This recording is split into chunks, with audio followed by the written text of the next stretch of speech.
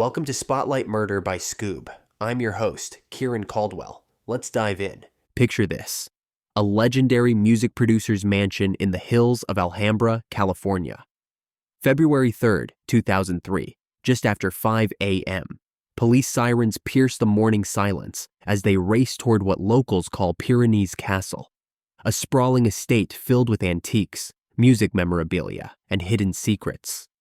Inside, they find actress Lana Clarkson slumped in a chair, dead from a gunshot wound to the mouth. Outside, they arrest Phil Spector, the man who reshaped pop music with his iconic wall of sound. His white dinner jacket now stained with blood. What really happened in that mansion? Suicide, as Spector insisted, or something much darker? On Spotlight Murder, powered by Scoob's deep dive storytelling, we unravel the cases that Hollywood tried to bury. And if you want to go further into this story, the evidence, the timelines, and the hidden details, download the Scoob app now and unlock the full investigation. Let's begin with Lana Clarkson herself, because before she became a headline, she was a dreamer with genuine talent and an unshakable spirit. Born April 5th, 1962 in Long Beach, California, Lana Jean Clarkson grew up in the peaceful landscapes of Sonoma County. Picture a young girl galloping through open fields, mastering both English and Western horseback riding styles. Her parents, Donna and James, nurtured her adventurous spirit and love for nature. But in 1978, everything changed. The family relocated to the San Fernando Valley, the gateway to Hollywood dreams. 16-year-old Lana suddenly found herself in the epicenter of the entertainment world, and like countless dreamers before her, she felt the magnetic pull of stardom. The early 1980s found Lana grinding through the typical struggling actor's journey. Small television appearances on beloved sitcoms like Night Court and Three's Company kept her afloat while she built connections. Her striking height, natural beauty, and undeniable charisma also opened doors in fashion modeling. Then came her breakthrough, the 1983 fantasy film Deathstalker. In an era when women in action films were often relegated to helpless roles, Lana embodied something revolutionary, a fierce warrior woman who was both deadly and captivating. She wielded swords with the same grace she once showed on horseback in Sonoma County. This role launched her into cult stardom. Barbarian Queen in 1985 solidified her status as the queen of sword and sorcery cinema. While critics might have dismissed these B-movies, Lana brought dignity and strength to every role. She was creating space for powerful female characters in genres dominated by men.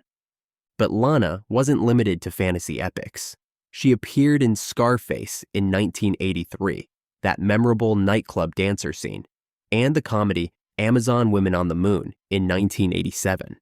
Each role, no matter how small, showcased her range and professionalism. What truly set Lana apart was her genuine warmth off-screen.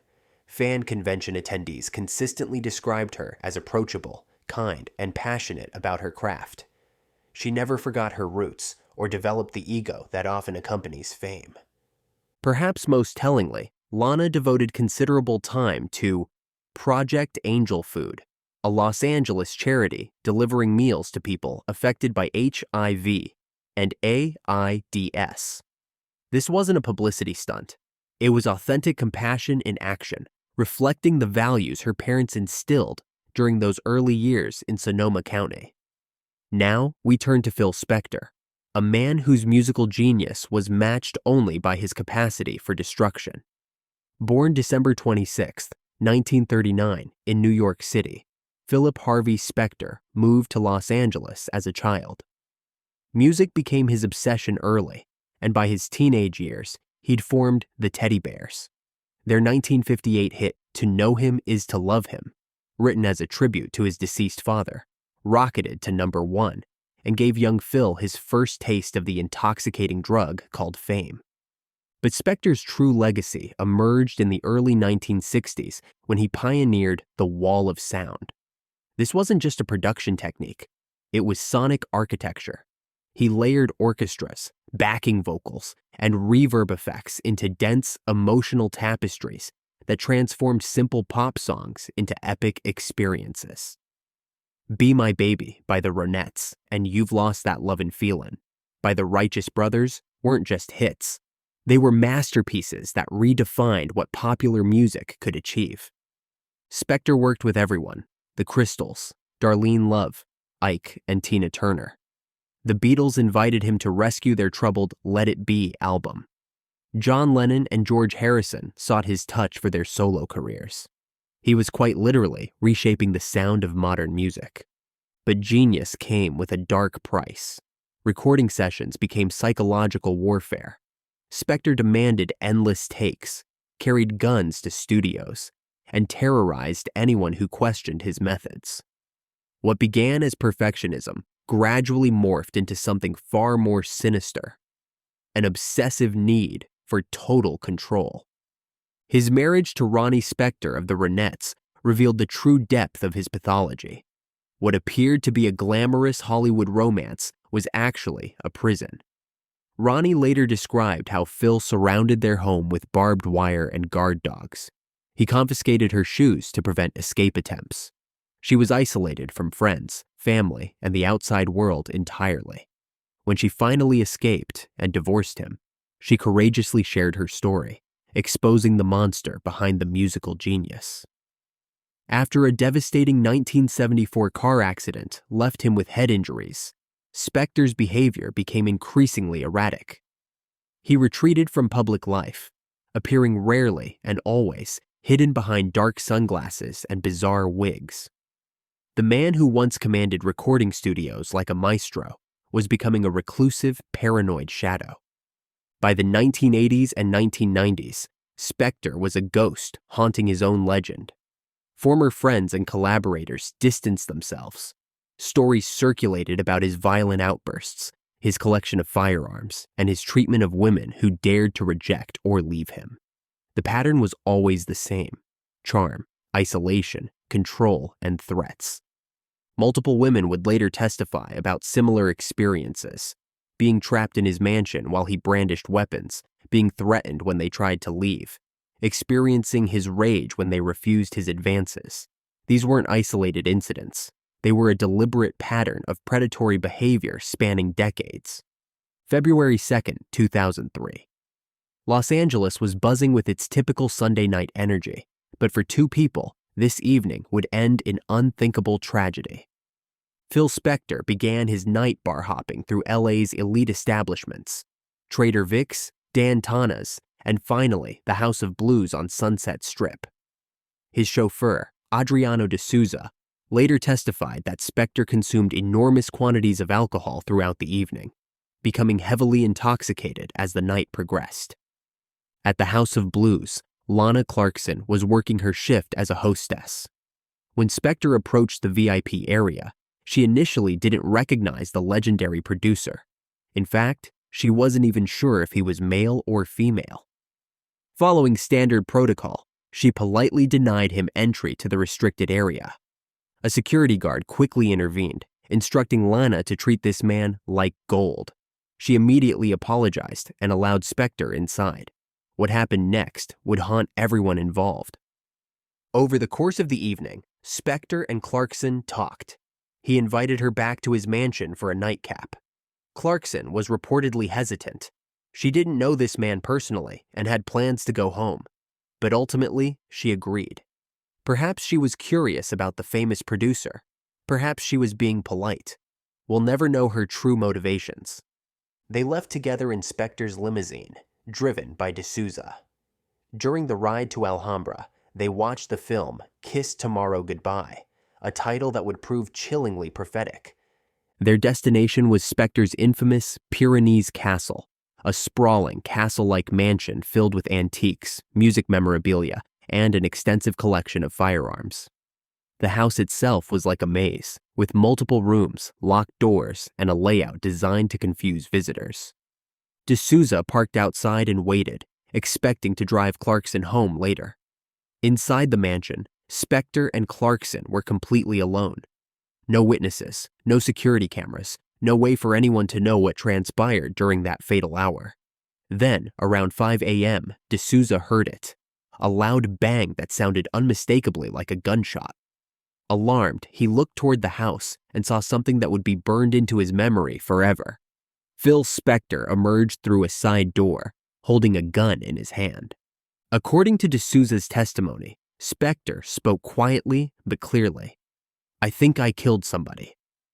Panicked, the chauffeur drove to a nearby intersection and called 911. Within minutes, police sirens were wailing through the quiet Alhambra neighborhood. When officers arrived and entered the mansion, they discovered a scene of shocking violence. Lana Clarkson sat slumped in a chair in the foyer, dead from a gunshot wound to her mouth. Blood splattered the floor, walls, and even the stair railing. Fragments of her teeth were scattered near the body. A .38 caliber revolver lay on the ground near her feet. Phil Spector was still wearing his white dinner jacket, now stained with Clarkson's blood. Officers immediately arrested Spector on suspicion of murder. As they handcuffed him and led him away from the mansion where he'd created so much music and misery, his behavior was described as erratic and confused. At the police station, his story kept changing. It was an accident. Clarkson had kissed the gun. Maybe she killed herself. Nothing he said made coherent sense. Phil Spector never admitted to murder. Instead, he and his high-powered legal team constructed an elaborate defense centered on one core claim. Lana Clarkson killed herself. This wasn't a simple denial. It was a calculated strategy designed to exploit every possible doubt in the case. Spector's lawyers painted a picture of Clarkson as a desperate, depressed actress whose career had stalled and whose financial situation was dire. They suggested she was so distraught about her circumstances that she impulsively decided to end her life that night in a stranger's home. But this narrative immediately faced problems. The prosecution countered with evidence that Clarkson was actively planning for the future. She'd recently purchased new shoes, started a new job, and had upcoming work commitments. These weren't the actions of someone contemplating suicide. So Spector's team pivoted to forensic arguments. They focused intensely on technical evidence, blood spatter patterns, DNA analysis, and gunshot residue testing. Their argument was that the physical evidence supported self-infliction rather than homicide. Key to their defense was the absence of gunshot residue on Spector's hands. Typically, firing a gun leaves detectable residue on the shooter's skin.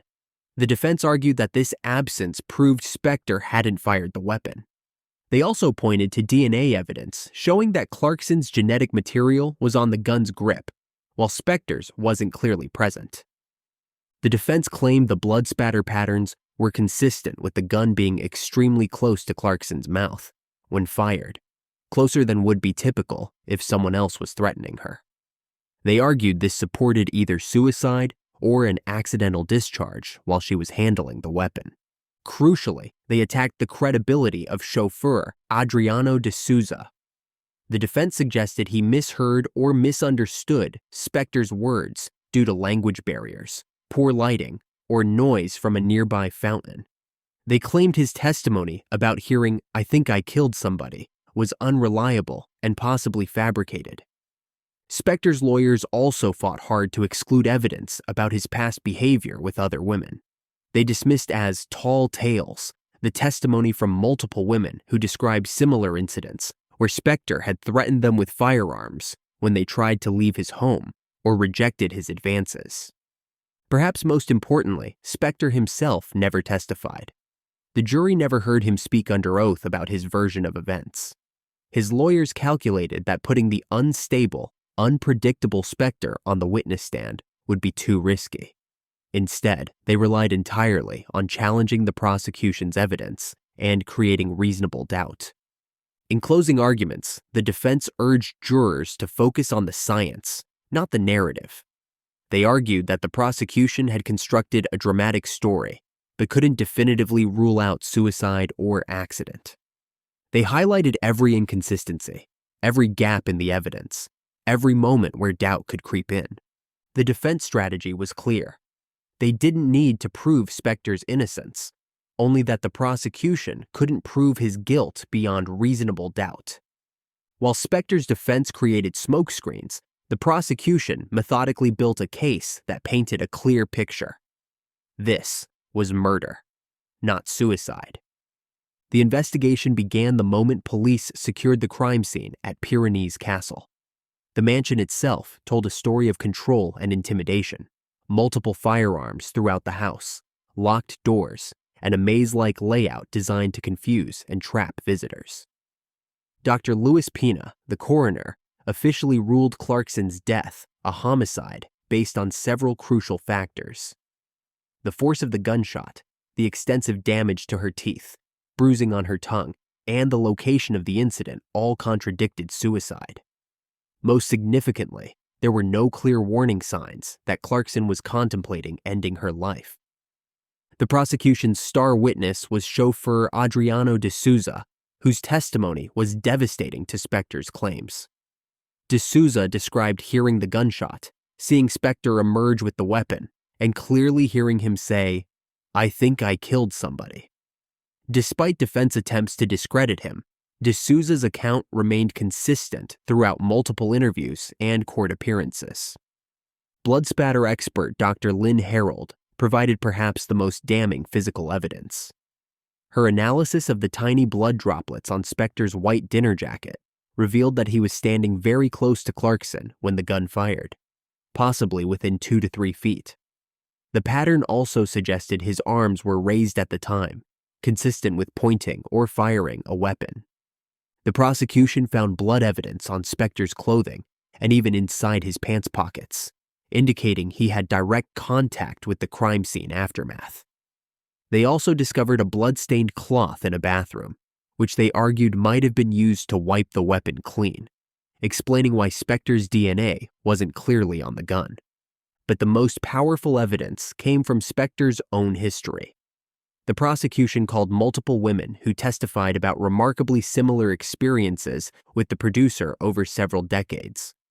The pattern was always the same. Spector would invite women to his home, charm them initially, then become controlling and threatening when they tried to leave or refused his advances. These women described being trapped in the mansion while Spector brandished firearms, being threatened with violence, and experiencing his explosive rage when they didn't comply with his demands. The consistency of these accounts, spanning years and involving different women who didn't know each other, created a devastating pattern of predatory behavior.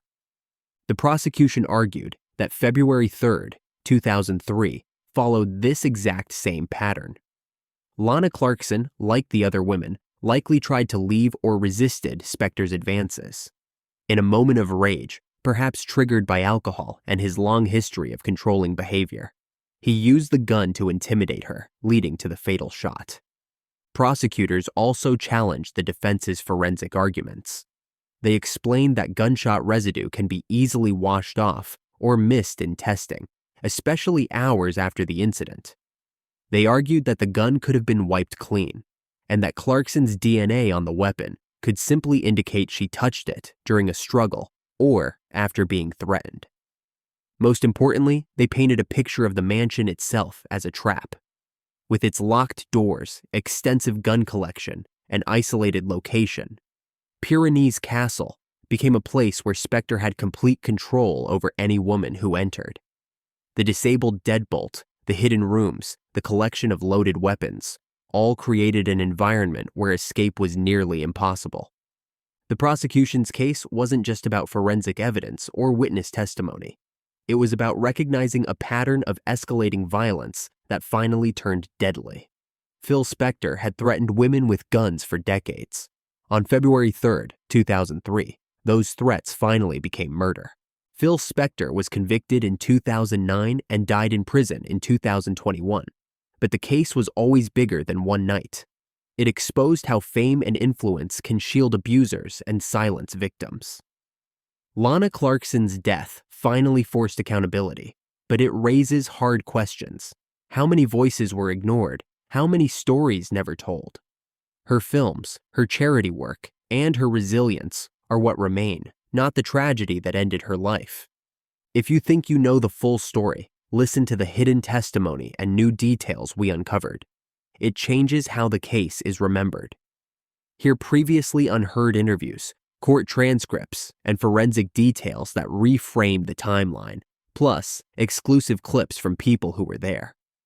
We dig into power, privilege, and the price of silence. Download the Scoob app now to get access to the full story and exclusive episode notes. Thank you for listening. Until next time, remember the victims, demand justice, and never let power silence truth.